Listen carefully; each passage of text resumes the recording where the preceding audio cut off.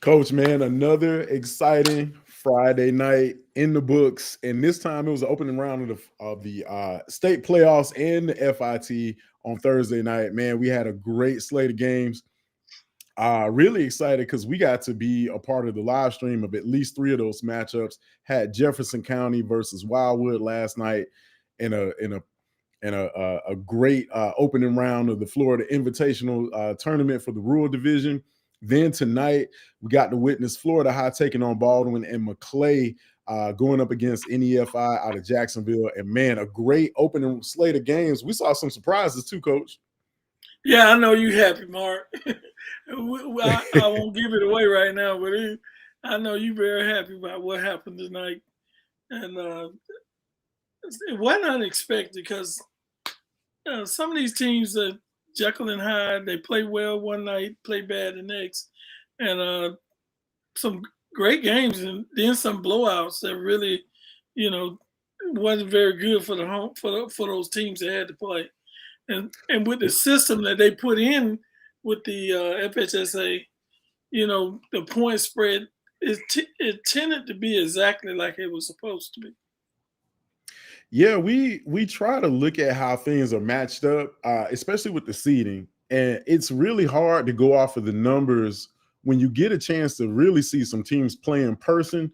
Those numbers don't always match up right, so you're going to end up seeing some lopsided 4 and 5 seeded games with some lopsided scores. But let's go ahead and run it down, not waste any more time. Thursday night in the Florida Invitational Tournament, Wildwood comes up from the turnpike up 75 to cross I-10 to take on Jefferson County. And man, Wildwood came to play. You can take the records out of you can just throw the records in the trash.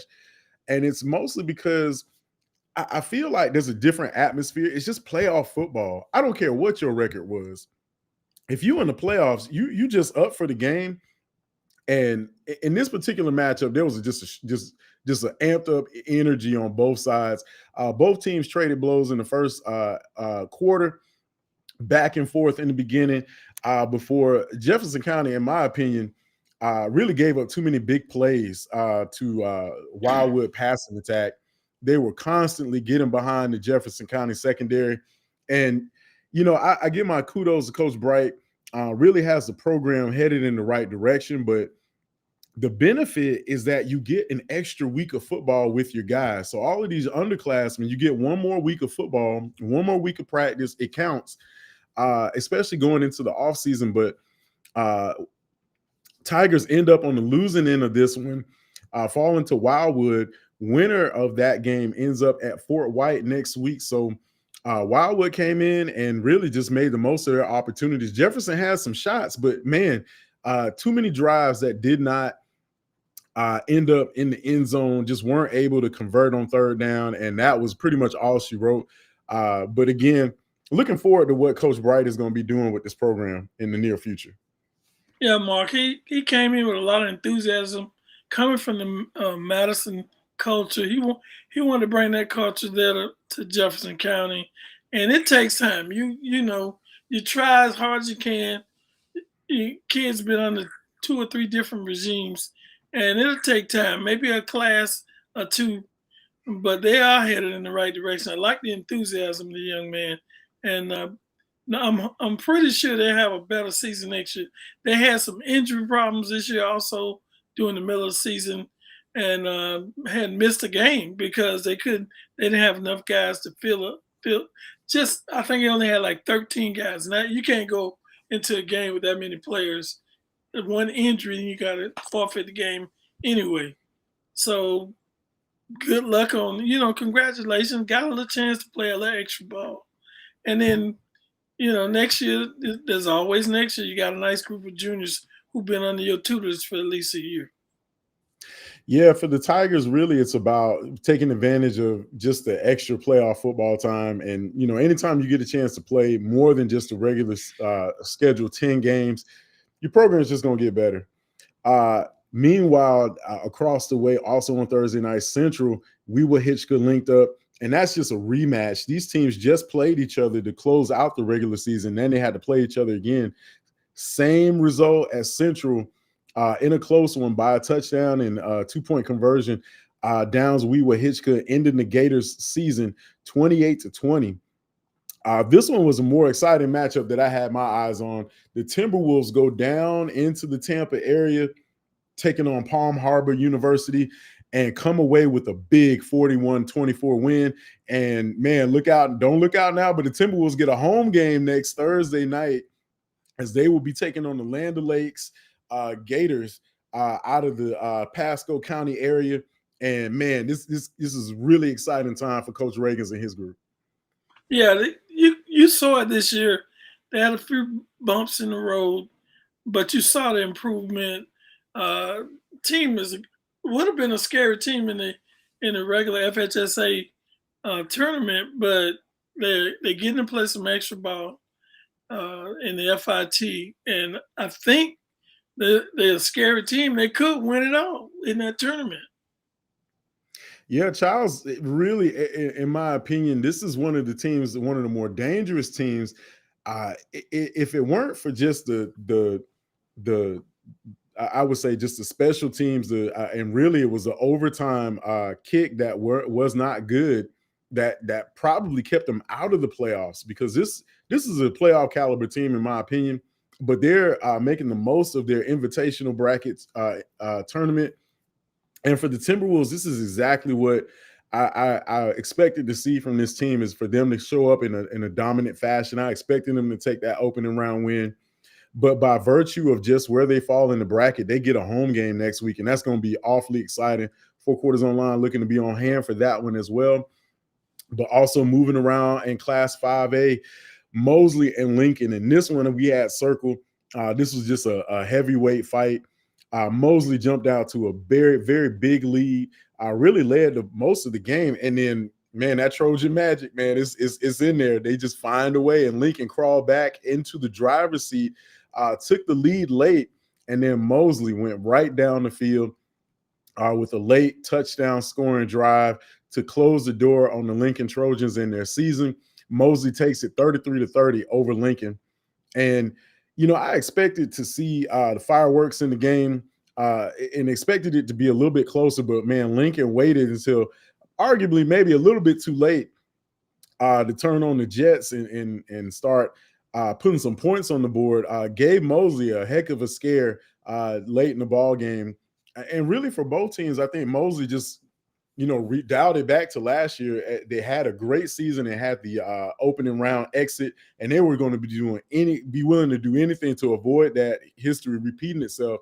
And for Lincoln, I think, for the most part, it's almost like it feels like they left something on the table a little bit.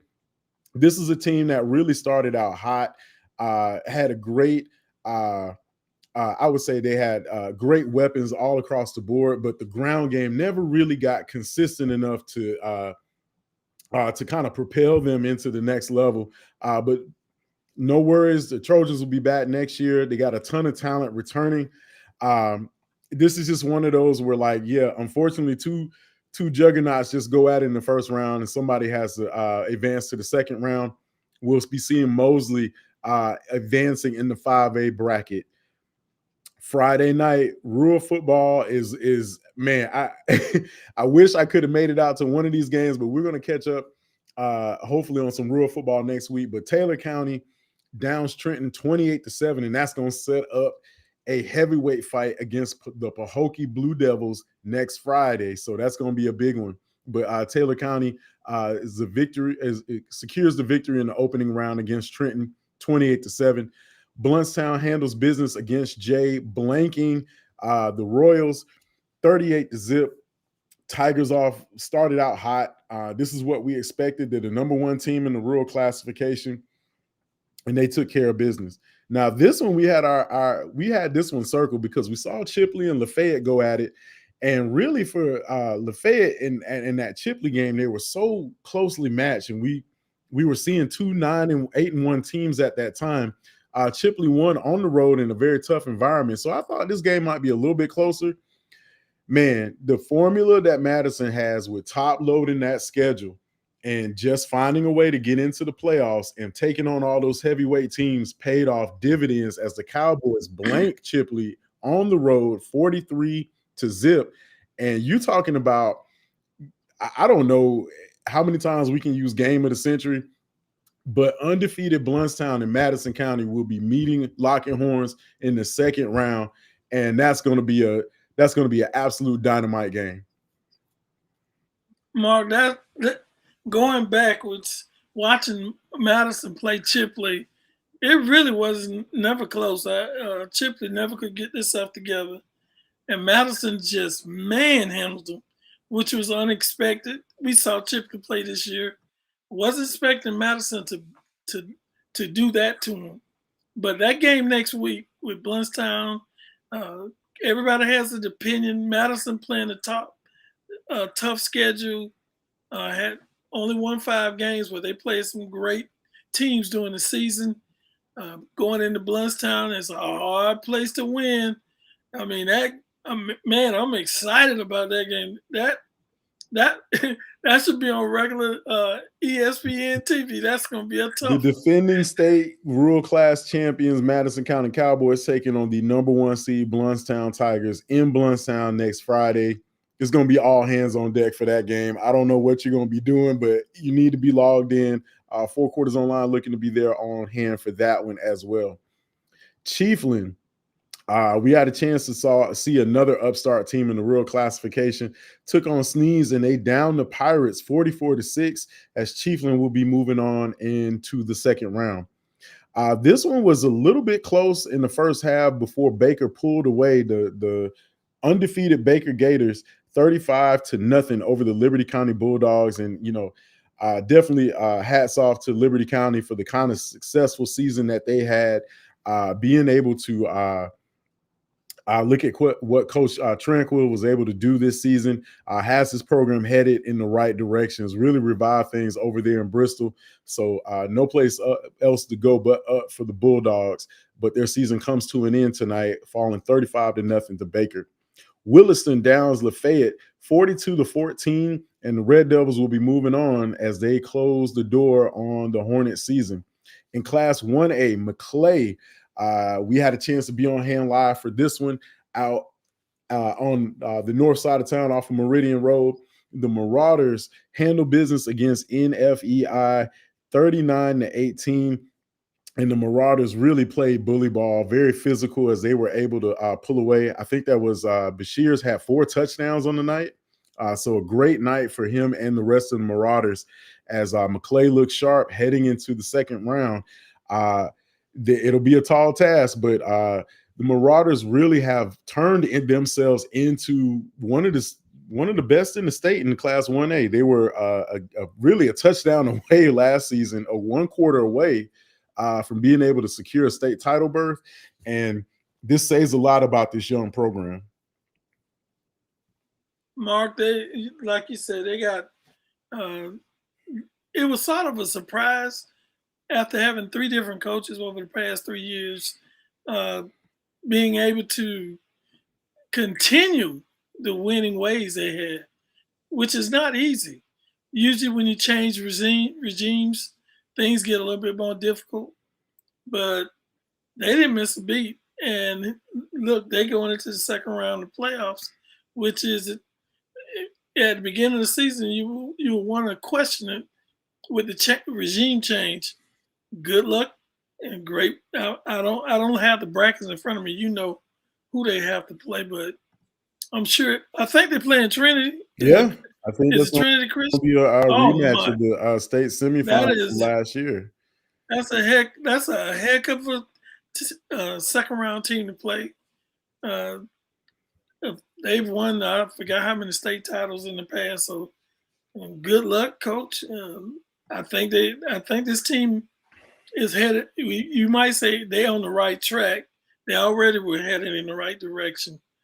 Good luck for next week. Yeah, Maclay is very surprisingly athletic, and a lot of times when you lose that amount of talent from the previous year, you don't know really what you have until you actually get those guys into practice and start putting things together. And Maclay has been able to stay healthy enough to be able to make it to the second round. And so it'll be a rematch between Trinity Christian and Maclay. And that'll be out in Jacksonville next week. Class 2A Bolles downs Walton 63-13, ending the Brave season as Bolles will host Florida High out in Jacksonville next week. Speaking of Florida High, the Seminoles were a big winner. We were on hand for this one live. Seminoles really took the best shot that they could take from Baldwin, but the Seminole defense stood tall when it counted in the end, ending Baldwin's last threat.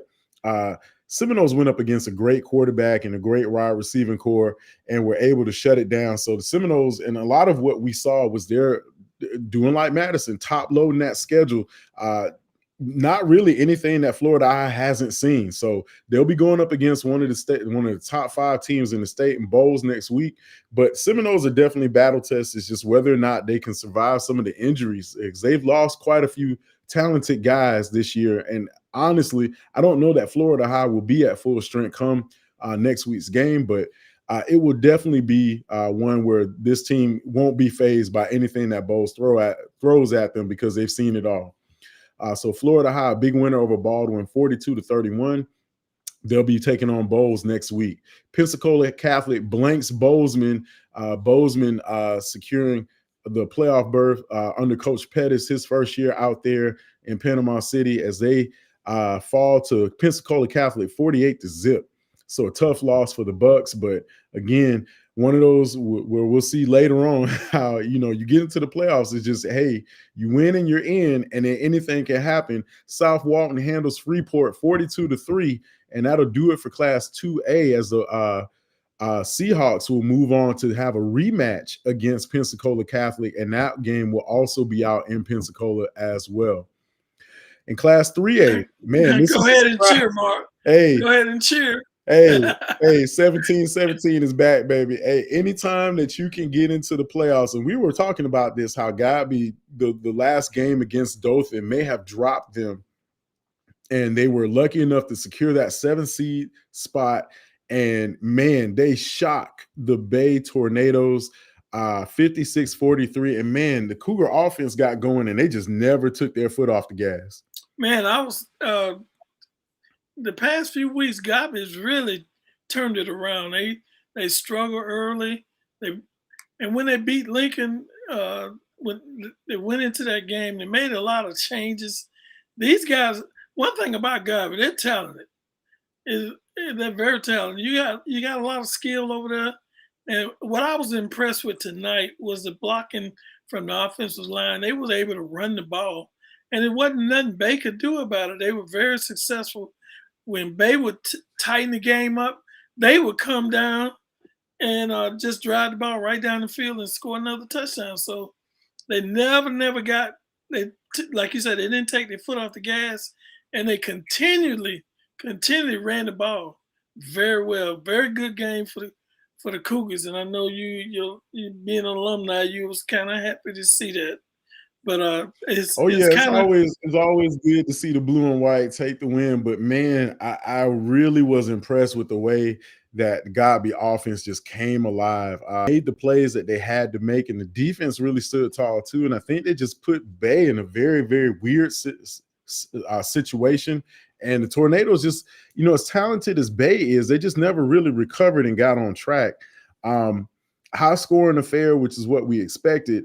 Especially when you're going up against a talented team like Bay. But the Tornadoes, once again, getting bounced in the first round. And, really, it kind of stings a little bit when you have to suffer that loss at home, especially after having such a successful season. But Godby takes this one 56-43, and this will set up a matchup where it looks like Bishop Kenny will be the host because they downed Wakulla 43-19 in dominating fashion. Bishop Kenny has a high-powered offense, and they put it on display against Wakulla. Wakulla had to travel out to the Jacksonville area, and it's rough when you get to this point in the playoffs because you get so many of your local teams. And, man, if that first round doesn't go well, you get a lot of teams that are packing it up and turning in pads on Monday. So congrats to those who are able to survive in advance. But literally, that's just how playoffs work. St. Augustine hangs 70 on the Arnold Marlins, 70-21. St. Augustine, one of the top 10 teams in the state, regardless of classification. They will be moving on next week. And Columbia blanks Rickards, ending the Raiders season 35-0, and that will do it for the first round of the playoffs. Now, here's where things get interesting, because in the Florida Invitational Tournament, a lot of teams had buys. So we'll get a chance to take a look at Port St. Joe, Holmes County, Union County next week in the rural Florida Invitational Tournament, and then the Chiles Timberwolves big matchup at home here in Tallahassee against Land O'Lakes out on the north side of town. That's going to be a huge matchup. But Coach, man, it's rough in the first round. You get so many teams that are talented, but man, it's win or go home, and we got a lot of teams packing it up and going home. Well, Mark, it's all about the matchup. Sometimes a record is not indicative of how good that team is, and if you get a bad matchup for your team where they fit well with your weakness and your strength struggle, man, it could be a quick exit out of the playoffs. And I think that was a surprise to me. A couple of these games are a big surprise to me, because you couldn't, early you look at some of these teams playing during the season, and they were doing very well, but that don't mean nothing. Everybody's 0-0 when the playoffs start. Now let's take a look at the brackets for next week. We got Madison County traveling out to Blountstown. That's going to be a huge one next week, where you just going to have to just hang on tight. And then you can see right there below, we got Taylor County taking on Pahokee, 4 seed and 5 seed going at. So 1 versus 9, but you can throw all the seeds out. It don't matter. These are 2 heavyweights going at it out there in Blountstown. That's going to be a great game next Friday. And then Taylor County taking on Pahokee. The Blue Devils have an outstanding football team, and they are taking on one of the area's best right here in the Big Bend, in the Taylor County Bulldogs. This is going to be a great matchup. I'm really looking forward to it. Let's go ahead and navigate over to the fit. We see here where there it is right there. Chiles taking on Land O'Lakes. A home game for the Timberwolves is going to be a nice atmosphere. Definitely expect to see the Chiles faithful pouring out, because for the Timberwolves, they've been waiting for some playoff football for a long time. They've been on the cusp of being able to break into the playoffs, but never really have advanced past the first round. So this is a little bit of history in the making over there. Yeah, Mark, I like what I saw from the Timberwolves this year. They had a solid season.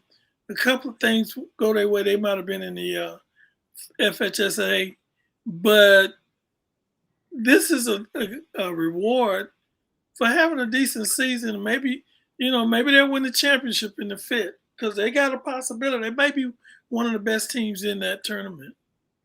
Absolutely. And now we see 1A here, where Maclay advances over North Florida Educational. They'll be taking on Trinity Christian next week. And, that's going to be a rematch from last year's semifinal. So a big time matchup.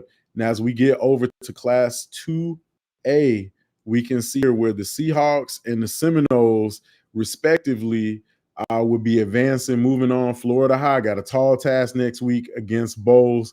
Bolles in the top 5 of the state. But again, Florida High, honestly, they've seen it all this season with the kind of schedule that they've had. They won't be surprised by anything Bolles throws at them. Just a matter of being able to see if they can run with the Bulldogs. And then we have South Walton in a rematch against Pensacola Catholic. So the Seahawks will get a chance to kind of go up against one of their foes that they lost to earlier in the year, and maybe a chance for revenge out in Class 2A. As we move up to Class 3A, Godby pulled off. I wouldn't call it the biggest shocker, but man, I really didn't see this one coming in the beginning, Coach. So the Cougars have made a believer out of me, and there you see Godby moving on to the second round. They will take on Bishop Kenny. We'll be looking at details on how this works out, but Bishop Kenny should be the host for this, the higher seed, and looking at how things have shaped up in Class 2A.